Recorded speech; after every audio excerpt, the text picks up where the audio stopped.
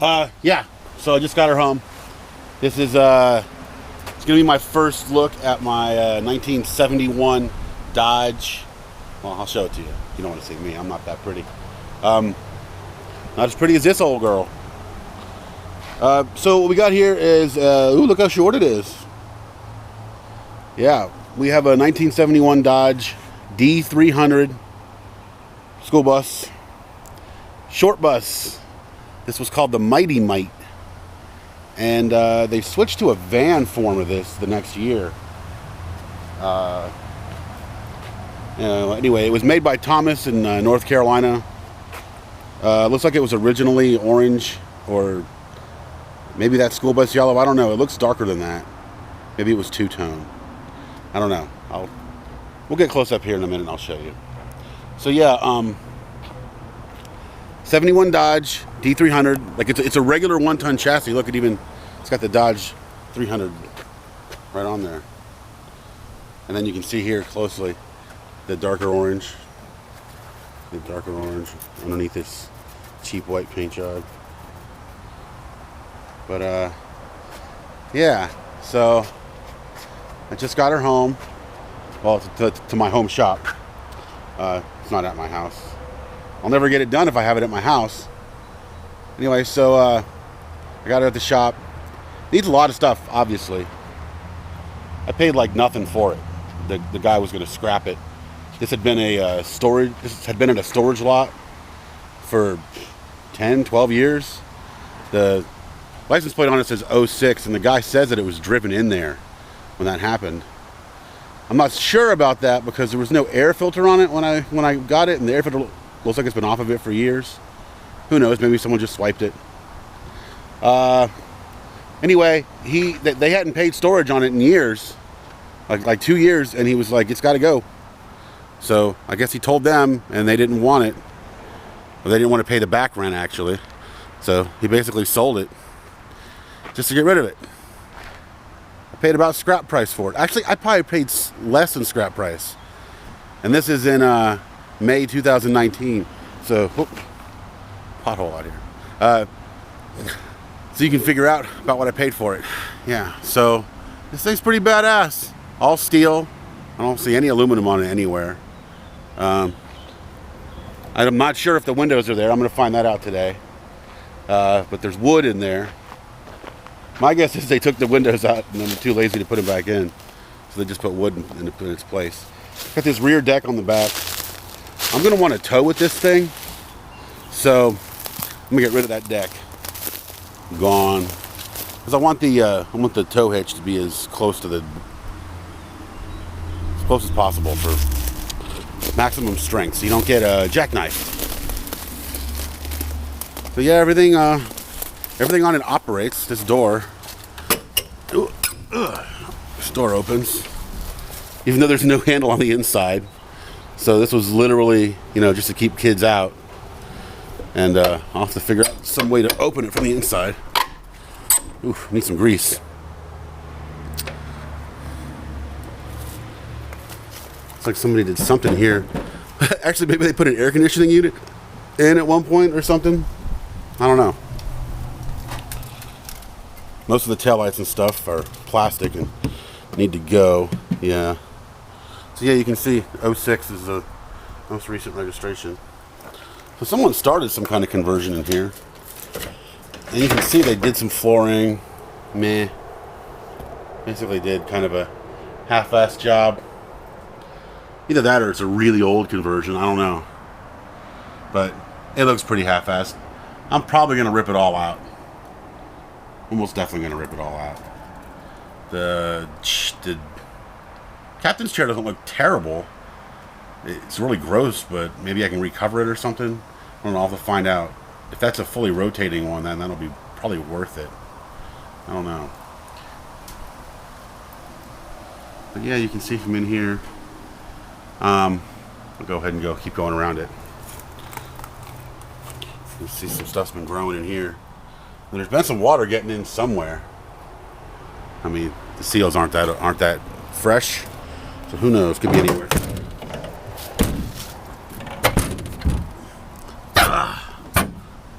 Oof. I need some grease bad.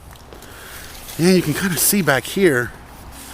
Look, it's got the school bus yellow painted over the older orange. So I guess it was orange first. Maybe I'll go back to that.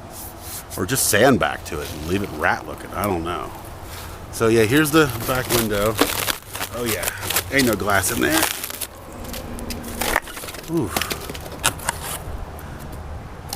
Yeah, that's where the water's coming in. Duh. Look at all this garbage. Ugh. Gotta get a trash can over here. I don't want to just leave this on the ground. You yelled at. Anyway. Yeah. But she's a solid old bus. Ain't been any wrecks from what I can tell. I'm not sure what this is. Maybe it's some kind of locks or something there. Alright. Maybe that's battery box. Or air tank. Or, I don't know. Maybe something. Sure are a lot of reflectors in this thing. Probably school regulations. Ooh. Well, that's kind of weird. It's not the original one. It doesn't fit the bezel. Oh, let's see. 2003 is the last inspection. I think it's the last year they used those stickers, though, so that's not a good gauge. It's got the little foot pedal and handle so that you can ride like a dump truck. I don't know. Plenty of lichen. Plenty of lichen.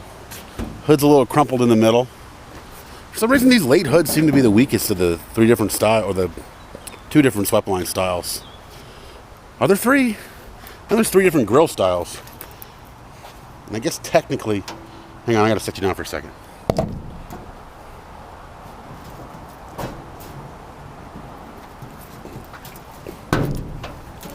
Whew. Everything in this thing needs to be greased up. Alright. So she's a 318 with a manual. I don't know if you noticed the manual stick there earlier. 4-speed with a granny. And like I said, look, it's pretty dusty in there. You know, somebody painted this engine. They didn't do a very good job of it. And they painted over everything. They even painted on the frickin'... they painted on the hoses. They painted on everything. It's like a pretty beefy alternator with some kind of weird fucking bracket adapter thingy going on here. I don't know. I don't like that. Don't like that at all. I'm gonna undo all the stupid shit. So 318. Not afraid of keeping a 318. They're decent. This one's definitely got some extra vacuum heater hose stuff going on in it. I don't know. The wiring doesn't look too terrible. There's some rot right here. But, this is why I never throw anything away. Check this out. Got this old crumpled up D100 front fender from my first swept line. And look at how beautiful that metal is. Yeah. So, probably cut that out and put a patch in on this original one. That's really all it needs. Patch it up here. Or maybe under the lip. Yeah, that would look nicer. But yeah, so I got a patch panel, which would have been a bitch to make. And then for some reason on this side, the whole thing is rotten. So, I don't know. Maybe I can find a use. Maybe I can just cut out the channel piece. Even if it's not the same size, at least it's the same gauge in original Dodge metal. We'll figure out something. But dang, look at that. And a lot of that's coming from the hood. So, I guess these later hoods just didn't have the same bracing on the underside. Because this thing will just pop right back out. Let's need to put something in there to help strengthen it. And then of course the edge is real cheesed. Although I kind of like that look. I'm going to clean it up and sand it. And, you know, probably knock off all the rotten metal. Just keep the, well, if there's any metal left. I don't know. We'll see how solid it is. I'm not afraid to just replace that whole flat bottom piece if I have to. The structure is really nice. The frame doesn't have any rust or rot on it. I mean, it's a 1-ton frame. Like I said, regular 1-ton chassis from 71. So that still had a solid front axle. Still had drum brakes up front. Is it drum brakes? Yeah, definitely drum brakes up front. But I got power drum brakes with the dual reservoirs. So as far as drum brakes go, it's about the best drum brakes you could have. You just got to learn how to drive them and not lock them up. That's all about having it adjusted. But, you know, I used to hate on drum brakes. Once I learned how to actually drive with them, I'm not saying I prefer them over discs, but they don't scare me. They're fine. Even manual drums are no big deal. As long as you know how to drive them.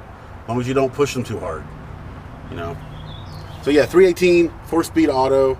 I'm sorry, 4-speed manual with the graining gear, so there's no overdrive. Yeah,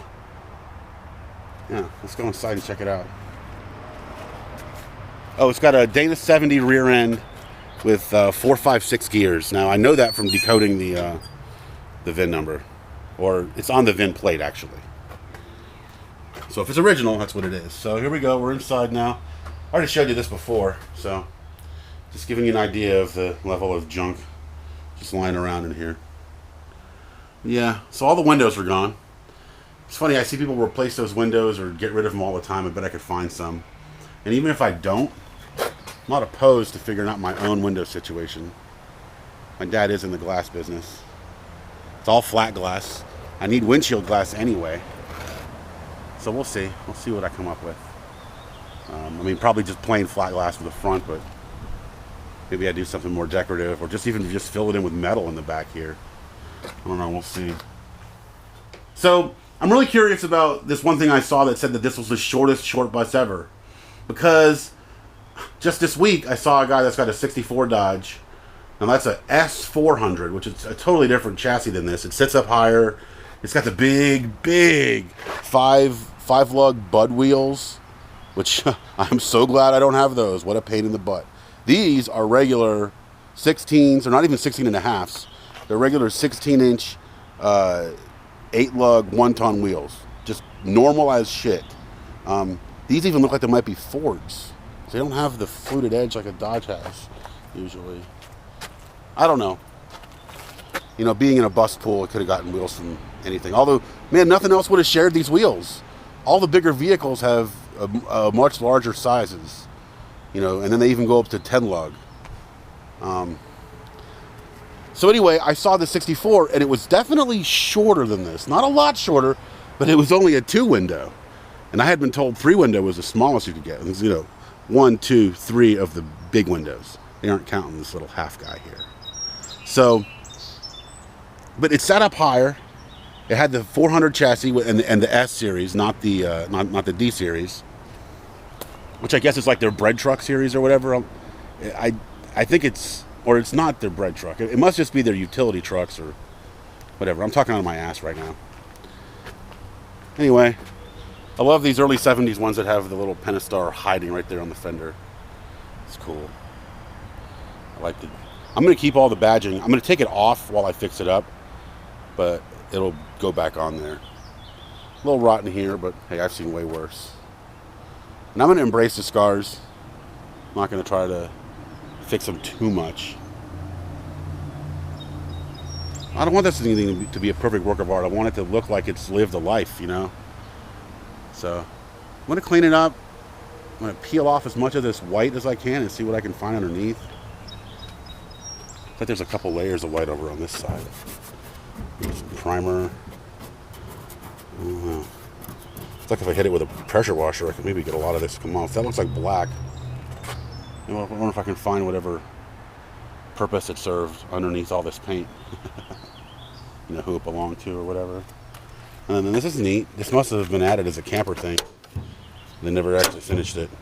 But it'd be nice to have a little 120 right there. So I have an endless list of plans for this thing. I hate to talk too much now because there's going to be a lot of things change, but I definitely want to have a battery rig of some sort with solar panels on the top so that I can run whatever I'm doing in here. Now beyond that, I have thought about making this a rock venue, like a concert venue. You're like, what the fuck does that mean? Well, there's just enough room inside for a band to set up and perform, right? I mean, once I take everything out, of course. And they can't be really tall guys, so no like Swedish metal bands or anything. But I'm thinking, clear everything out of here, build a tiny little drum riser in the back corner, set up a drummer over there, and then you got enough room for a 3, 4, 5-piece band. Especially if you can close this door and lay a panel out and block this up and reclaim this area, you know. And I'm thinking real hard about losing this from this. I mean, this door is not designed for the kind of use that you would use it on a daily basis. This is for a driver sitting in the seat to open it up for kids. That's not useful for me. So I'm thinking some kind of like house style door with a nice big window so you can see out of it. But we'll see. Anyway, so you could reclaim that area. The stick shift in the middle of the floor kind of sucks. So my plan with the engine is, if the engine and transmission work good the way they are, and I don't have to do too much, I'll probably leave it alone. If it needs lots of work, it's getting yanked out. I like the idea of having the granny gear, but the convenience of an automatic would be probably a lot better. So I'd probably switch to auto. And if I'm going to be switching everything, I don't know. I've always wanted to find a good home for one of those RV 413 industrial blocks. Watch, sorry. A little bit of a pain to close this thing. So this might be a neat home for a 413 industrial. Those make tons of torque and stay super cool and can run all day long, straight up a mountain without overheating. Yeah. So, yeah, I'll update you all once I get a chance to mess around with it.